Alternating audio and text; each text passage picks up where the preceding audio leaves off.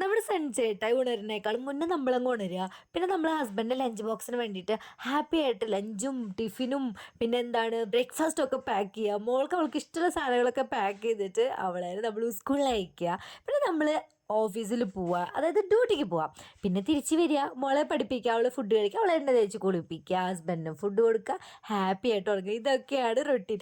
ആകെയുള്ളൊരു ആശ്രയം എന്ന് വെച്ചാൽ നമ്മുടെ പേരൻസും അല്ലെങ്കിൽ ഇപ്പം എൻ്റെ ഹസ്ബൻഡിൻ്റെ പേരൻസും നമ്മുടെ സഹോദരങ്ങളൊക്കെ വരുമ്പോൾ ഒരു സന്തോഷ നിമിഷങ്ങളാണ് കേട്ടോ നമുക്ക് ഓർത്തിരിക്കാമെന്ന് വെച്ചാൽ.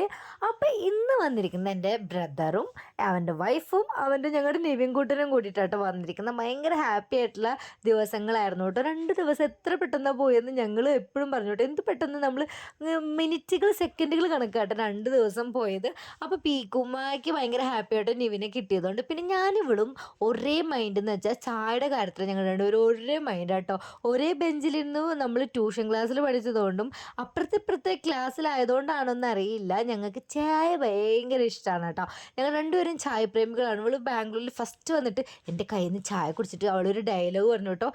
ഇപ്പോഴാണ് നാട്ടിൽ വന്നിട്ട് അവളിപ്പോൾ ദുബായിൽ നേഴ്സാണ് കേട്ടോ. അപ്പോൾ അവൾ പറയണേ നാട്ടിൽ വന്നിട്ട് ഫസ്റ്റ് ടൈം ആണെന്ന് എൻ്റെ കൈ കൊണ്ടാണ് അത്ര അവൾ ഹാപ്പി ആയിട്ട് ചായ കുടിച്ചത്. കാരണം എൻ്റെ ചായ അത്ര രുചിയുണ്ടെന്നാണ് പറയുന്നത്. പക്ഷേ ചില സമയത്ത് എൻ്റെ ചായ ഫ്ലോപ്പ് ആവാറുണ്ട് കേട്ടോ. അതെന്താണെന്നറിയില്ല, ചില സമയത്ത് എൻ്റെ കയ്യിൽ നിന്ന് ചായ പോകാറുണ്ട്.